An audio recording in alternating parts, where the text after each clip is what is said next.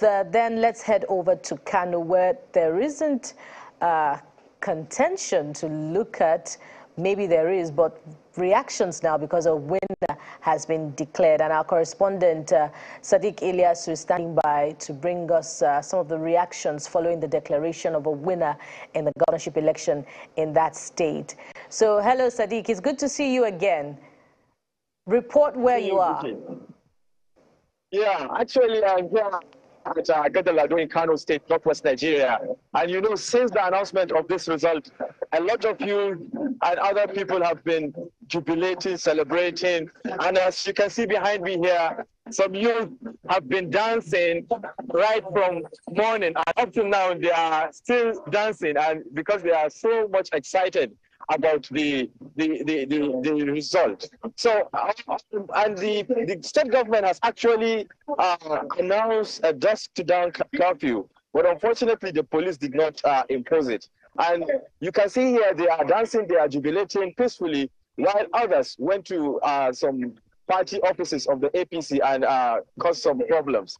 As I'm telling you right now, there is a popular musician of the APC whose house was set ablaze, and it's quite unfortunate. But when I called it, responded. However, I have sent a text message from the public relations officer advising the general public that they should stay at home as they are trying to impose the dusk to dawn curfew. But there is no any sign of police roadblocks or checkpoints to actually impose the curfew. Back to you, Buchi.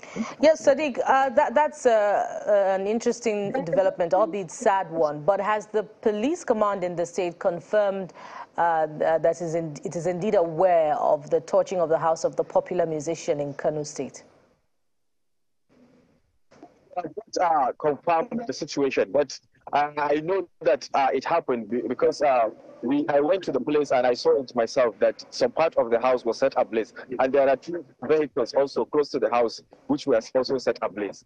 But a lot of people are busy doing their celebration peacefully. It's only a few people who took that advantage of the celebration that other people are doing and carried on with their miscreant activities. Now, Sadiq, I want to find out from you just 2 quick clarifications. The state government imposed a curfew, a dusk to dawn curfew on the state, but you said the police has not gone ahead to implement that order. And then secondly, the visuals that we saw earlier in the day, the people in those visuals, yeah, they looked like some were celebrating, but then many of them were holding on to all kinds of offensive weapons, sticks, and in some cases, some other things that, you know, and they were moving like a mob. I don't know if that qualifies as celebration, and there was no sign of police anywhere. It looked like, you know, anything could happen at any point in time. So I try to separate for us the celebrations from the mob action that is going after perceived political opponents. Well, I didn't hear you very clearly, but I got some few points from what you are trying to say. Actually, the state government announced the dusk to dawn curfew, and it is the duty of the police to actually impose it. But the police have actually failed to do so.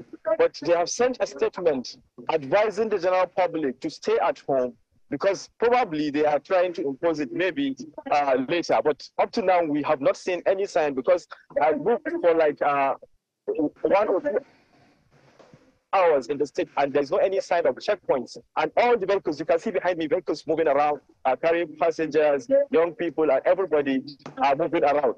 Which, if the curfew is properly imposed, this wouldn't have happened now. All this celebration would not happen. But because the curfew is not properly imposed, people are carrying on with their activities. Back to you, Ladi.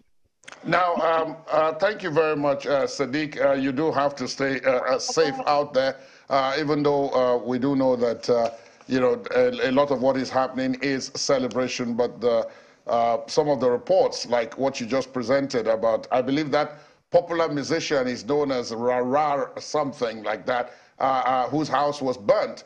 and as you reported, he's supposed to be a member of the APC. But speaking more broadly, what can you tell us about, what has come from the political parties themselves? What has been the reaction of the political parties to the announcement of the results? The moment the result was announced, I was opportune to speak to both the party agents who are very popular members of the party. The party agent of the NNPP, Dr. Vekwa Bichi, expressed his satisfaction with the whole process, while on the other hand, the party agent of the APC was not very much happy and did not accept the outcome of the result. And he actually told us that they are going to follow the proper channel to make sure that justice is done to them. Back to you. Yes, just before we let you go, Sadiq, a record 1.9 million people came out to vote during the election. If we went by the total valid votes, 1.977.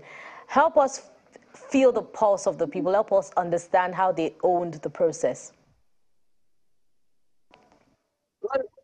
It was a bit, I can say it's an improvement with the presidential elections. But knowing that over 5 million registered voters are expected to go to the polls, it is actually not a very impressive turnout, because we had a lot of challenges during the process of the election. There was so much violence. And in fact, a lot of polling units were cancelled in many local governments.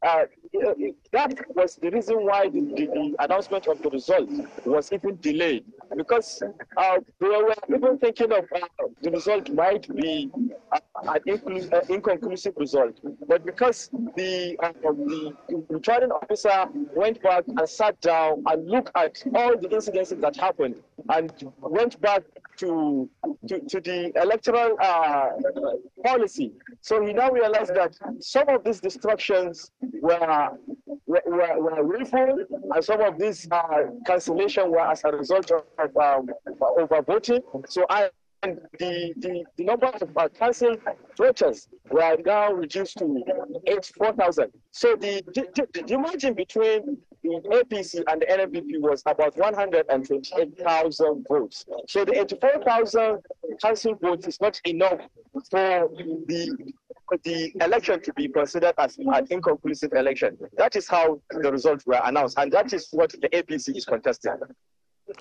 Our correspondent Sadiq Ilyasu there, reporting from Kano State following the declaration of the winner of the governorship election in that state. Of course, you know by now that the NNPP has emerged victorious in Kano State.